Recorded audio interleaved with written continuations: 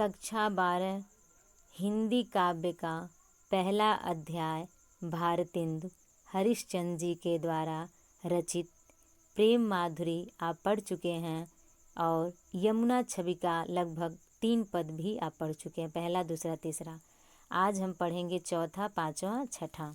ठीक है, तो जैसा कि आप तीनों पद पढ़ने से पहले संदर्भ लिखकर हमें दिखाए भी हैं और जानते भी होंगे, फिर भी एक बार हम बता देते हैं कैसे लिखेंगे।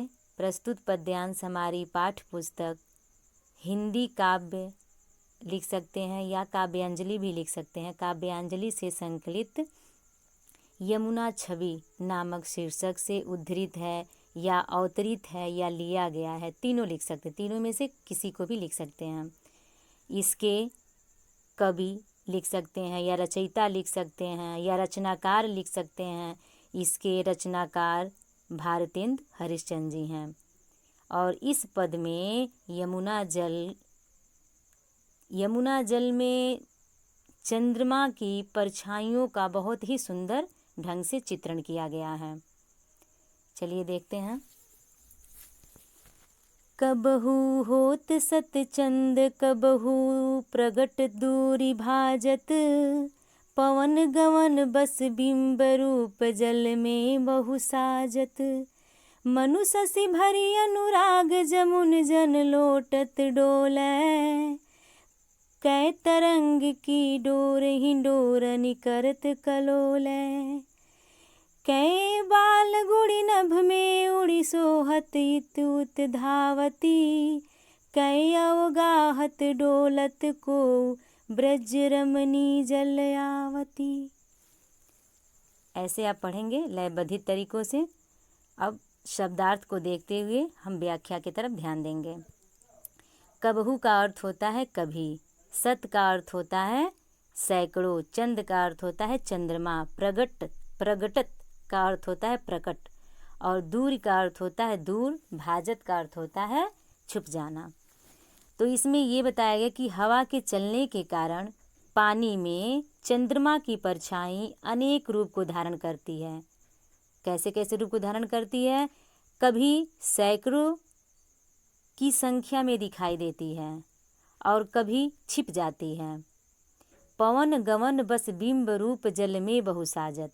पवन का अर्थ होता है हवा, गवन का अर्थ होता है चलना, बिंब का अर्थ है परछाई या प्रतिबिंब, बहु का अर्थ है अत्यधिक, अधिक संख्या में।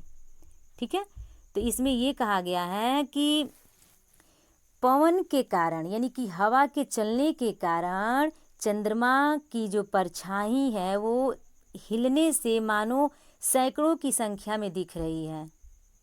और वो कैसी प्रतीत हो रही है? मानो यहाँ दिया गया है मनु शशि भरी अनुराग जमुन जन लोटत लागे, जल लोटत ला डोले, मनु शशि भरी अनुराग जमुन जल लोटत डोले।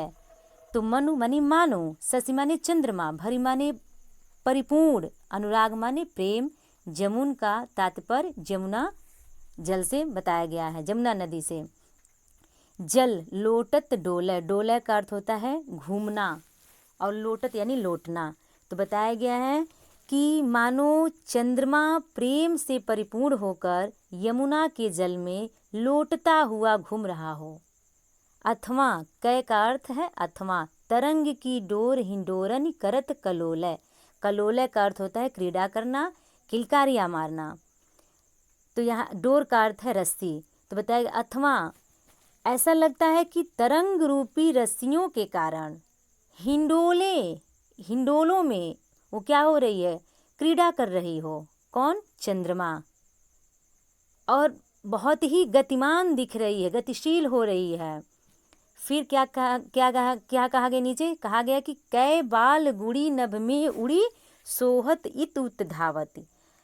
अथवा मानो किसी बालक की पतंग आकाश में इधर उधर दौड़ती हुई सुशोभित हो रही है। ऐसा लगता है कि बालक जो पतंग उड़ाते हैं आकाश में, उसी पतंग की भांति वो चंद्रमा सुशोभित हो रही है। और फिर नीचे कहा गया है कि कै अवगाहत हो डोलत को ब्रज रमणी जल आवत। ब्रज रमणी का अर्थ होता है ब्रज की गोपी या ब्रज की युवती कह सकते हैं, या ब्रज की नायिका। अवगाहत का अर्थ होता है डुबकी लगाना।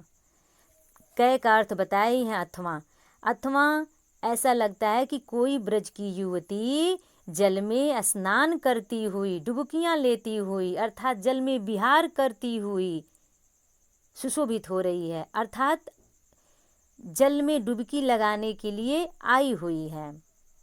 अब पूरे अर्थ को देखिए। हवा चलने के कारण पानी में चंद्रमा की परछाई अनेक रूप को धारण करती है। कभी ऐसा लगता है कि सैकड़ों की संख्या में दिखाई देता है और कभी छिप सी जाती है। हवा के कारण चंद्रमा हिलती हुई परछाइयाँ ऐसी लगती हैं कि मानो चंद्रमा प्रेम से परिपूर्ण होकर यमुना के जल में लौटता हुआ घूम रहा हो। अथवा तरंग रूपी रस्सियों के कारण हिंडोलों में गतिशीलता आ गई हो, यानी गतिमान हो गई हो। अथवा किसी बालक की पतंग आकाश में इधर उधर दौड़ती हुई सी प्रतीत हो रही, सुशोभित हो रही है। कोई ब्रज, अथवा ये भी कह सकते हैं कि कोई ब्रज युवती जल में स्नान करती हुई, डुबकियां लेती हुई, अर्थात जल विहार करती हुई घूम रही हो। इस चौथे काव्य का अर्थात चौथे पद का यही अर्थ है। ठीक है, चलिए अब आगे बढ़ते हैं।